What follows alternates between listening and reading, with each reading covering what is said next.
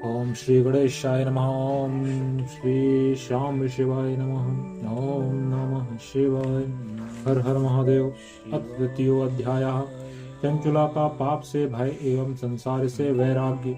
सौनक जी बोले, हे महाभाग सूत जी, आप सर्वज्ञ हैं। हे महामते, आपके कृपा प्रसाद से मैं बारंबार कृतार्थ हुआ।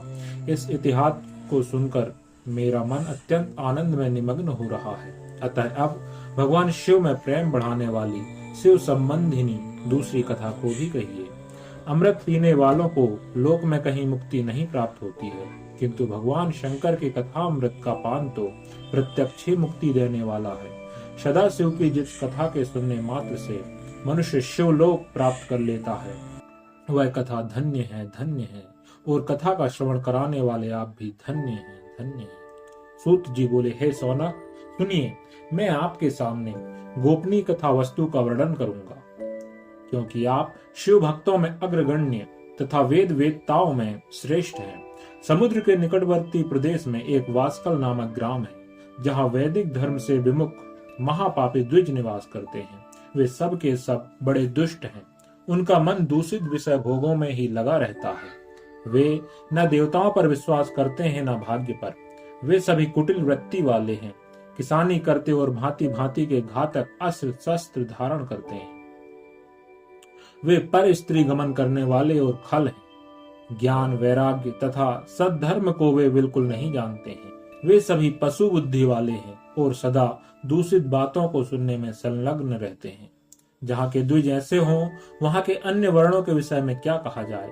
अन्य वर्णों के लोग भी उन्हीं की भांति कुत्सित विचार रखने वाले सौधर्म विमुख एवं खल हैं। वे सदा कुकर्म में लगे रहते हैं और नित्य विषय भोगों में ही डूबे रहते हैं। वहां की सब स्त्रियां भी कुटिल स्वभाव की, स्वेच्छाचारिणी, पाप आसक्त, कुत्सित विचार वाली और व्याभिचारिणी हैं। वे सद्व्यवहार तथा सदाचार से सर्वथा शून्य हैं। पूजनों के निवास स्थान उस वास्कल नामक ग्राम में किसी समय एक बिंदु नामधारी ब्राह्मण रहता था। वह बड़ा अधम था।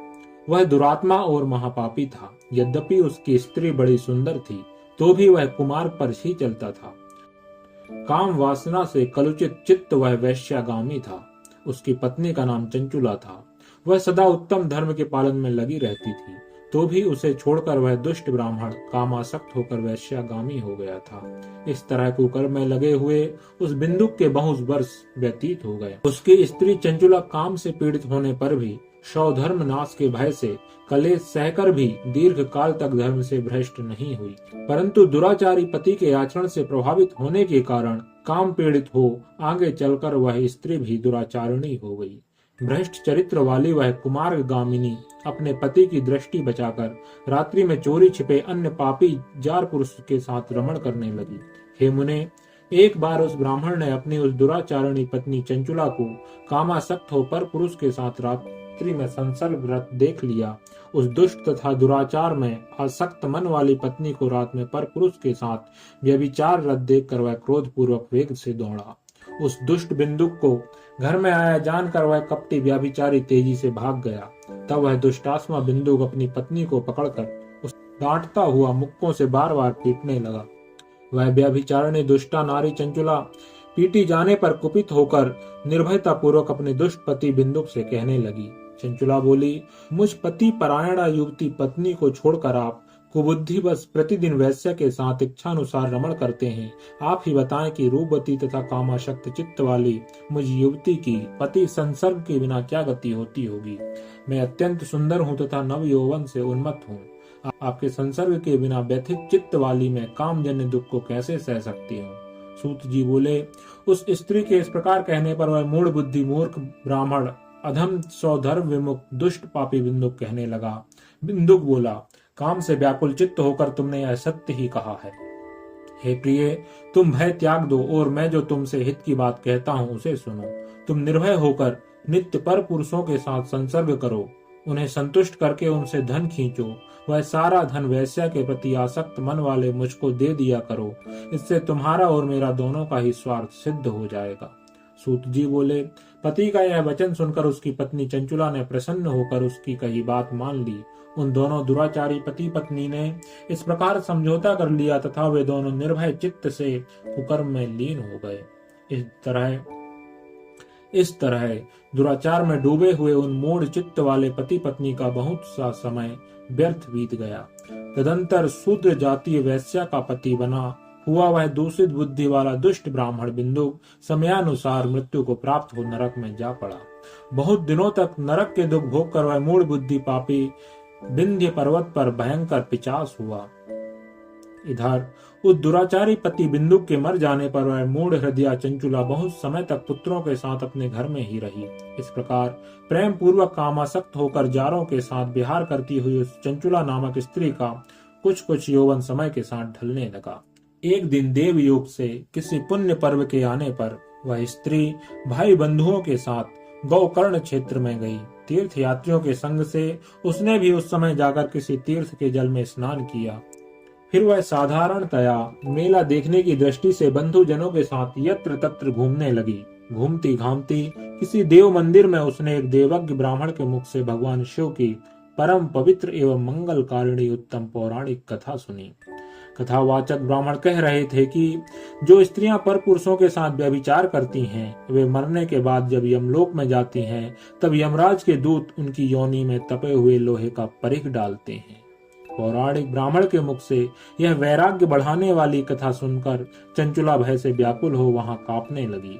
जब कथा समाप्त हुई और लोग वहां से बाहर चले गए, तब वह भयभीत नारी एकांत में शिव पुराण की कथा बांचने वाले उन ब्राह्मण से कहने लगी। चंचुला ने कहा, हे ब्राह्मण, मैं अपने धर्म को नहीं जानती थी, इसलिए मेरे द्वारा बड़ा दुराचार हुआ है। स्वामिन, इसे सुनकर मेरे ऊपर अनुपम कृपा करके आप मेरा उद्धार कीजिए। हे प्रभु, मैंने मूढ़ बुद्धि के कारण घोर पाप किया है। मैंने कामांध होकर अपनी संपूर्ण युवावस्था व्यभिचार में बिताई है। आज वैराग्य रस से ओतप्रोत आपके इस प्रवचन को सुनकर मुझे बड़ा भय लग रहा है। मैं कांप उठी हूँ और मुझे इस संसार से वैराग्य हो गया है। मुझ मूढ़ चित्त वाली पापनी को धिक्कार है। मैं सर्वथा निंदा के योग्य हूँ। मैं कुत्सित विषयों में फंसी हुई हूँ और अपने धर्म से विमुख हो गई हूँ। थोड़े से सुख के लिए अपने हित का नाश करने वाले तथा भयंकर कष्ट देने वाले घोर पाप मैंने अनजाने में ही कर डाले। हाय, न जाने किस किस घोर कष्टदायक दुर्गति में मुझे पड़ना पड़ेगा और वहां कौन बुद्धिमान पुरुष कुमार्ग में मन लगाने वाली मुझ पापनी का साथ देगा। मृत्यु काल में उन भयंकर यमदूतों को मैं कैसे देखूंगी। जब वे बलपूर्वक मेरे गले में फंदे डालकर मुझे बांधेंगे, तब मैं कैसे धीरज धारण कर सकूंगी। नरक में जब मेरे शरीर के टुकड़े टुकड़े किए जाएंगे, उस समय विशेष दुख देने वाली उस महायातना को मैं वहां कैसे सहूंगी। दुख और शोक से ग्रस्त होकर मैं दिन में सहज इंद्रिय व्यापार और रात्रि में नींद कैसे प्राप्त कर सकूंगी। हाय, मैं मारी गई, मैं जल गई, मेरा हृदय विदीर्ण हो गया और मैं सब प्रकार से नष्ट हो गई, क्योंकि मैं हर तरह से पाप में ही डूबी रही हूँ।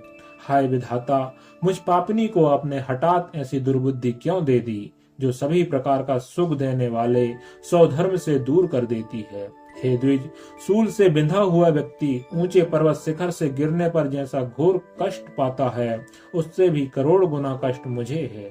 सैकड़ों अश्वमेध यज्ञ करके अथवा सैकड़ों वर्षों तक गंगा स्नान करने पर भी मेरे घोर पापों की शुद्धि संभव नहीं दिखती है। मैं क्या करूं, कहां जाऊं और किसका आश्रय लूं। मुझ नरक गामिनी की इस संसार में कौन रक्षा करेगा। हे ब्रह्मण, आप ही मेरे गुरु हैं, आप ही माता और आप ही पिता हैं। आपकी शरण में आई हुई मुझ दीन अबला का उद्धार कीजिए, उद्धार कीजिए। सूत जी बोले, हे सौनक, इस प्रकार खेद और वैराग्य से युक्त हुई चंचुला उस ब्राह्मण के चरणों में गिर पड़ी। तब उन बुद्धिमान ब्राह्मण ने कृपा पूर्वक उसे उठाकर इस प्रकार कहा। इति श्री स्कांदे महापुराणे शिव पुराण महात्मये चंचुला वैराग्य वर्णनम नाम तृतीयो अध्यायः।